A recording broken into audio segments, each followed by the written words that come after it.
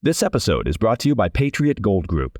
Do yourself a favor, protect your retirement assets, talk with the experts at Patriot Gold. Now, they've been the top-rated gold IRA dealer for 7 years in a row. Go to patriotgoldgroup.com or call 1-888-621-3856 for a free investor guide.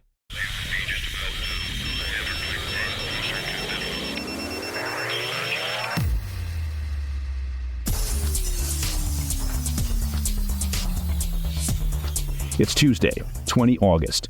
Welcome to the PDB Afternoon Bulletin. I'm Mike Baker, your eyes and ears on the world stage. All right, let's get briefed. First, in an update out of Israel, the IDF confirmed that during an operation in Gaza, they've recovered the bodies of 6 Israeli hostages taken by Hamas during the 7 October attacks. Also, with Russia facing a major manpower shortage as Ukrainian forces continue their push into Russian territory, Vladimir Putin is deploying his so-called space troops to the front lines. Now, I don't expect that his space troops are going to be particularly happy with their new assignment. But first, our afternoon spotlight. As negotiators work to secure an elusive ceasefire and hostage deal in Gaza, the IDF said Tuesday they'd recovered the bodies of 6 Israeli hostages from the Gaza Strip in an overnight raid. Israeli Defense Minister Yoav Gallant described the mission as a, quote, complex operation, and said the remains were recovered from tunnels under the southern Gaza city of Khan Yunis. All but one of the hostages, a man named Abraham Munder, were already known to have lost their lives in captivity. The deceased also included Yagev Bushtab, Alexander Danzig, Yoram Metzger, Nadav Popowell, and Chaim Peri, according to a report from Reuters. Now, we don't have a clear picture of how the hostages died, though the IDF is investigating. Representatives for Hamas had previously said that 2 of the hostages in question died in an Israeli airstrike in March, though we should note that Hamas has a history of fabricating such claims, and, well, it's a terrorist organization, so truth may not be their strong point. The news serves as a stark reminder, of course, of the dangers and conditions still facing the many captives of Hamas taken during the brutal 7 October attacks that ignited the current war. Of the roughly 250 hostages taken during those attacks, 109 are still believed to be held by Hamas, though a third are thought to be dead, and the Israeli military says the fates of the others, well, remain unclear. Roughly 120 hostages were freed during a ceasefire last November, and Israeli forces have managed to rescue 7 hostages alive in several covert operations, including a raid on June 8th that freed 4. But negotiations to secure a second ceasefire agreement to free the remaining hostages have repeatedly fallen through. Israeli Prime Minister Netanyahu released a statement Tuesday saying, quote, "Our hearts grieve over the terrible loss. The state of Israel will continue to make every effort to return all of our hostages, the living and the deceased," end quote. The latest recovery is renewing calls inside Israel, particularly from the families of hostages, for the government to finalize a truce deal with Hamas. Of course, that would take 2 parties, and currently Hamas is not participating. The Hostages Families Forum, which represents the families of captives taken by Hamas, said Tuesday that the only path forward is a negotiated deal. There was also palpable anger among some relatives of the hostages whose remains were all recovered, with some accusing Netanyahu and other leaders of torpedoing past opportunities to sign an agreement. The nephew of Abraham Munder said the government had abandoned the hostages, while the son of Alexander Danzig told the New York Times, quote, "It's absolutely clear to me that it was possible to bring him back home. Netanyahu chose to sacrifice the hostages," end quote.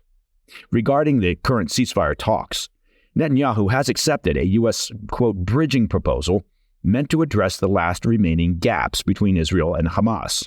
U.S. Secretary of State Antony Blinken has been on the ground in the Middle East meeting with representatives of Israel, Egypt, and Qatar as negotiations continue in the Qatari capital of Doha.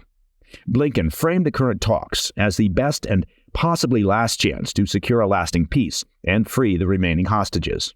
Now, lasting peace is a completely inaccurate phrase used by Blinken. This would simply be a halt in the conflict until such time that Hamas and their Iranian masters decide to attack again, which they have, of course, vowed to do. But I digress. Hamas, once again, appears intent on undermining the negotiations. They are not participating directly, and continue to demand that Israel agree to a previous proposal submitted by the terror group in early July that significantly favors their interests. They've also announced the resumption of suicide bombings inside Israel, warning that such attacks will, quote, return to the forefront. Now, given the rhetoric from Hamas, there is little hope of a major diplomatic breakthrough anytime soon, despite the persistent optimistic comments from the Biden administration. Coming up after the break, facing a manpower shortage as Ukraine advances further into Russian territory, Vladimir Putin is deploying his so-called space troops to the front lines of the Kursk region. I'll be right back. You know, every day we hear more about surveillance and how our right to privacy is being infringed upon, and it's true. It feels like we're living in a world where nothing is really private anymore. And look, most of us, frankly for the sake of convenience, hand over our personal information without a second thought. We sign up for services, we shop online, or we use social media. But this convenience comes at a cost. Now, it's time for us to take a stand and, of course, fight back for our right to privacy. One tool that's been essential for me in this fight is the all-in-one privacy app, MySudo. That's M-Y-S-U-D-O, MySudo. It's an app that lets you create multiple digital identities with separate phone numbers and emails so you can keep your personal information private. And at this age of constant surveillance, having MySudo, well, it's crucial. For my listeners, I've got a special deal. Go to mysudo.com/MikeBaker and use code MikeBaker to get 30 days free on a Sudo Pro yearly subscription. Take back your privacy with MySudo. Trust me, it's worth it. Welcome back to the Afternoon Bulletin. In an unprecedented move, Russian President Putin has deployed a regiment from his aerospace forces to defend the Kursk region. The deployment is just the latest evidence that Ukraine's cross-border raid into Russia on 6 August has stretched Russia's military resources thin.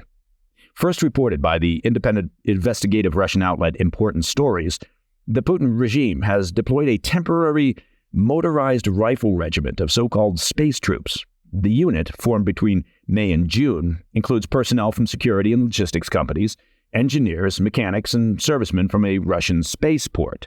This deployment has apparently confused the public and members of the Russian military community. The fighter-bomber Telegram channel, known for its ties to the Russian aerospace forces, expressed its bewilderment, questioning the appropriateness of labeling the unit as motorized riflemen when it reportedly, lacks basic military equipment. A post on the channel states, "I have no idea why they call themselves motorized riflemen if there is no sign of any motorized rifles there," with other posts sharing the same confusion. This move comes as the Kremlin has been forced to redeploy troops from Ukraine's front lines to defend its own territory.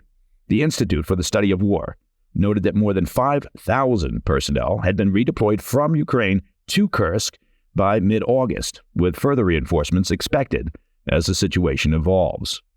Now, redirecting troops from the primary fronts in Ukraine to defend Kursk could play into Ukraine's hands, potentially leading to, of course, more significant losses on the front lines. Additionally, the potential social and political consequences of an urgent mobilization, sending new recruits directly into battle, would likely provoke unrest within Russian society, and that is something that Putin is not willing to risk at this stage of the conflict. The scale of Ukraine's offensive continues to impress many, as Ukrainian troops captured more territory in Kursk within a few days than Russia has managed to take in Ukraine throughout the entire year. According to Alexander Syrsky, the commander-in-chief of the Ukrainian armed forces, Ukrainian forces have reportedly seized control of over 400 square miles of Russian territory and nearly 100 settlements in Kursk. Tatiana Stanovaya, a senior fellow at the Carnegie Russia Eurasia Center, suggested that the Ukrainian presence inside Russia might persist for an extended period of time, potentially lasting months or even years. This ongoing occupation could become a new reality that Russians may have to accept, signaling a significant shift in the dynamics of the conflict. And importantly, of course, it strengthens Ukraine's position in any potential negotiations with Putin. And that, my friends, is the PDB Afternoon Bulletin for Tuesday, 20 August. If you have any questions or comments, please reach out to me at pdb@thefirsttv.com. And as you've probably heard from the White House, to listen to the show ad-free, become a premium member of the President's Daily Brief by visiting pdbpremium.com. And, of course, I'd be remiss if I didn't mention our extended weekend show, the PDB Situation Report. We've got guests, insight, analysis, handy homemaking tips. We've got new episodes launching every Friday evening at 10 p.m. on the First TV, and also on our YouTube channel at President's Daily Brief, and of course all podcast platforms. I'm Mike Baker, and I'll be back tomorrow. Until then, stay informed, stay safe, stay cool.